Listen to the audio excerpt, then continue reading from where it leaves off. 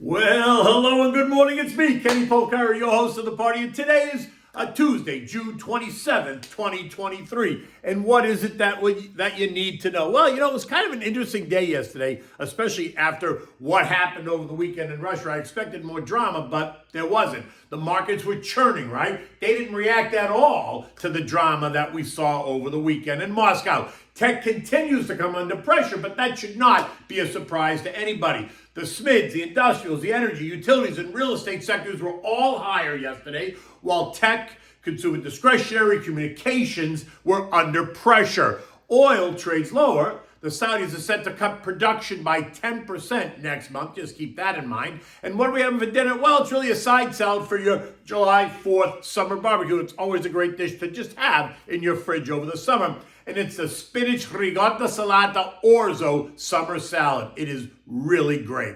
Okay, look, so stocks struggled for direction as the week began. And while you would think that there wasn't much to talk about based on the action, you'd be wrong. There was plenty to discuss and plenty to react to, but investors and traders appeared to be uninterested, right? And they're getting ready to go and celebrate the July 4th holiday, which is exactly 1 week from today. And that's a bit curious to me, right? But it is what it is. The Russia coup, no market effect. Rising rates, not really. Sticky inflation, no. Investor exhaustion, yes. And that's what it appears to be. Investors are just tired of hearing about it, even as they grow a bit more anxious about where the Fed is going to take us, now that JJ has taken any thought of a rate cut off the table. The Dallas Fed manufacturing survey came in a bit weaker than the expectation, but better than last month. The impact? Negligible at best. And then, while there was plenty to discuss concerning Vlad and Yevgeny, I think that's how you pronounce his name, none of it caused any of the global markets to throw a fit at all. We saw little reaction in the industrials or the SMIDs. We saw the transports rally a bit, and we do continue to see money move out of the very crowded tech space as we move into the quarter end. But none of this was dramatic, and no one should be surprised, right? As it felt like more of a churn. By the end of the day, we saw the Dow down 12 points. The S&P was down 19. The NASDAQ lost 156 points. The Russell, which are the SMIDs, they gained 2. And the transports gained 206 points. The best performing sector yesterday was real estate. The XLRE was up 2.25%. Think self-storage REITs, right? Like PSA or EXR or CubeSmart. They were all up better than a 1.8, almost 2%. Industrial real estate like Prologis or Stag or both up nearly 2%. Energy, the XLE was up 1.8%. That came in second place, although it doesn't mean oil per se. It means names like ExxonMobil, Chevron, Schlumberger, Halliburton, Baker Hughes, and Cracker, all up better than 1.5%. In fact, Baker Hughes and Halliburton were up 2.5%, and Cracker was up 4%. We can point to the weekend turmoil in Russia, although not really. We can point to an oversold condition or the upcoming 5-day long holiday weekend, which is supposed to see record travel in the United States. AAA telling us to expect 43 million people to hit the highways this weekend. Think of all the gas that's going to burn. And if you add in all the other forms of transportation, rail, air, and buses, that number surges to nearly 52 million. Or you can explain it away technically, as the group is just down 12% year to date, trying to find support right here at the $75 level, a level that has been tested 4 times this year. Now, the worst performing sector, consumer discretionary. XLY was down 1.3%, right? Amazon, one of the biggest names in that, was down 1.5%, which you can also say is part of tech, right? TJ Maxx, Ross Stores, Burlington, all down 1%. Restaurant chains like McDonald's, Yum Brands, Wendy's, all lower on the day. Again, this should not be so much a surprise since the group is up 27% year to date. So asset managers will take money from the better performers as they reallocate. Tech was down 7%, 7/10, right? It's down nearly 4% in the last 2 weeks, but it's still up 34% year to date. And I expect more pressure on this group over the rest of the week as we continue to come into the quarter end selling, as asset managers take money off of the table in names like Amazon, Apple, Meta down 3.5% yesterday, Microsoft down 2%, Tesla down 6%, C3.AA down 4%. All names that were up nicely year to date, the ones that we've been talking about as money gets reallocated into the end of the quarter and plowed into the small and mid caps and the transportation names like yesterday, ODFL, Norfolk Southern, UPS, FedEx, Union Pacific, all up by better than 1%. Industrials are now up 6% year to date. And as a subset of that is the First Trust American Industrial Renaissance ETF, AIRR, which is up 17% year to date, with names like Hub, MTZ, FSS, MWA, all up better than 35% year to date. Even utilities, XLU was up 1% yesterday, which you can argue is a safety trade bet. As utilities are big, boring, they're not sexy, but they're good and consistent dividend payers that will still give you equity exposure while they're paying you 4% to own them. Now, utilities as a group are down 6% year to date, bouncing around the lows of the year. And while you can argue that CDs or treasuries are paying you 5% with no downside risk, unless, of course, you pull your money out early, they are not as liquid, right? You have to commit to 12 and 24, 60 months. And yes, 3 and 6 month bills are yielding 5.4%, but that is quoted in an annual yield, which means you have to roll them for 12 months to get those yields. Capiche? Now, it's not bad.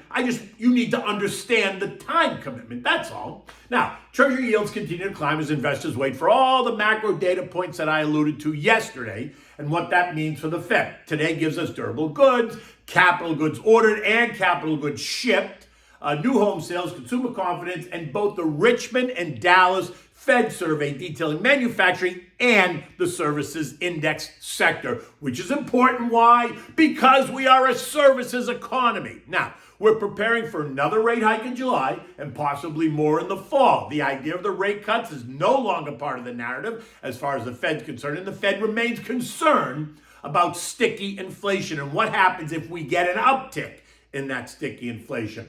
Overnight, we heard Christine Lagarde, right, president of the ECB, tell us that inflation in the Eurozone is still too damn high and that the ECB will remain on course to continue to raise rates, something that should surprise no one, as inflation across the Eurozone is still running at better than 7%. This morning, the 2-year treasuries in this country are yielding 4.69%, while the 10 years yielding 3.7%. 3-month and 6-month bills are still yielding 5.3 and 5.4% respectively. Again, assuming you roll them for the full 12 months, right? Because that's key to getting those yields. And so people need to understand that they think they're getting 5% for 3 months. Not happening.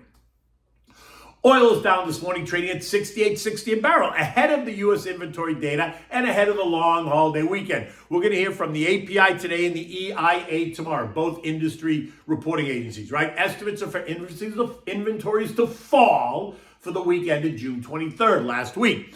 Traders shrugging off the drama in Russia over the weekend. Remember, the Saudis are cutting production by 10% next month, and the market is awaiting what Chinese demand will look like in the second half of the year.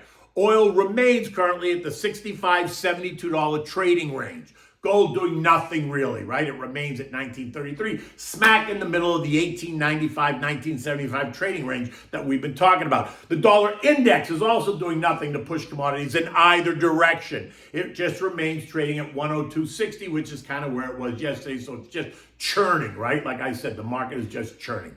U.S. futures this morning are up ever so small. Dow futures up 5, S&P's up 10, NASDAQ is up 65, and the Russell's up 2. Expect the action to get quiet as we move into the end of the week because portfolio managers will be away, so moves can be exaggerated as these portfolio managers are away from their desk and not so minute to minute. I still expect to see tech come under pressure going into Friday, while those sectors that we identified as undervalued will be the beneficiary of new money.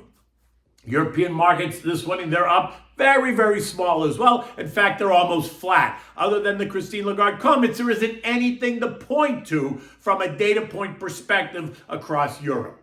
Now, there's a lot of analysis about what happened in Russia over the weekend and how Vlad may fare. I just wonder when this guy Yevgeny is going to turn up dead, because I'm sure it's going to be within weeks, right?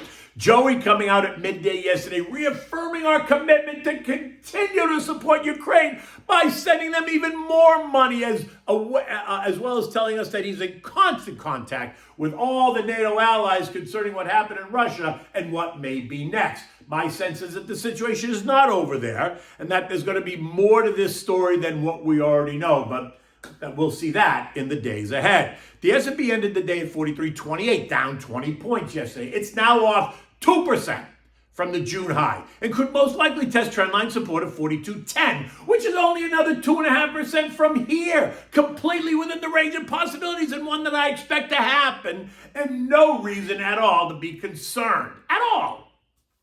The market could move up to 10% and there's really no reason to be concerned, right? In fact, I want to see it pull back. And so should you, because if you look at it, it's gone straight up in a straight line. It needs to pull back. It's healthy. Now, don't forget, it's the end of the quarter week. My suggestion is to sit tight. Don't make emotional decisions. Stick to the plan and enjoy yourself. Get ready for the long weekend. Get ready to go away. Pack the car. Get in the car. Drive somewhere. Do something. Go to the beach. Okay, so here's a dish that you can have all summer long, but it's also great for barbecues. And considering it's 4th of July, there's going to be barbecues everywhere. It's the Orzo salad. It's one of my go-to favorites, especially in the summertime. It just feels summery to me, right? And you, like I said, you can have it for barbecue. You can just make it and have it in your fridge because it's easy to eat as well, and it goes with a lot of different dishes. It should take you no longer than 12 minutes to make this dish. So you need a pound of orzo pasta, you need garlic, olive oil, fresh chopped spinach, ricotta salata, which is cheese. You buy that in the cheese store. It's kind of a hard cheese. You chop it up, and salt and pepper. You're going to bring a pot of salted water to a rolling boil. You're going to add the orzo. Let it cook until it's al dente. This cooks quick, 6 to 8 minutes max. While that's cooking, you're going to heat up the olive oil in a pan and saute some garlic, just allowing the oil to take on that garlicky flavor. Do not burn the garlic.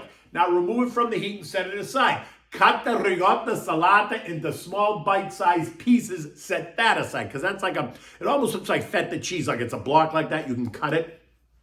Now when the orzo is cooked, strain it. Always, keep a mug full of pasta water just to keep it moist.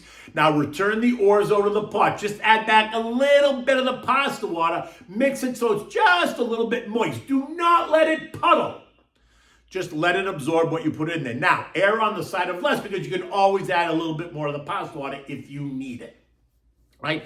Now toss in the fresh spinach leaves, right? Raw, fresh, and the oil and garlic. Mix it well to coat, right? You want it to just coat the pasta. You don't want the pasta to be bathing in oil. Now add in the chunks of ricotta salata and mix it again. Put it in a bowl and then refrigerate it. It's all done. It's a perfect side dish to any summer barbecue meal, and it's always just, like I said, it's always just great to eat from the bowl. And you can use it all summer long for chicken dishes or sausage dishes, just to have it as a side dish because it's always a fan favorite.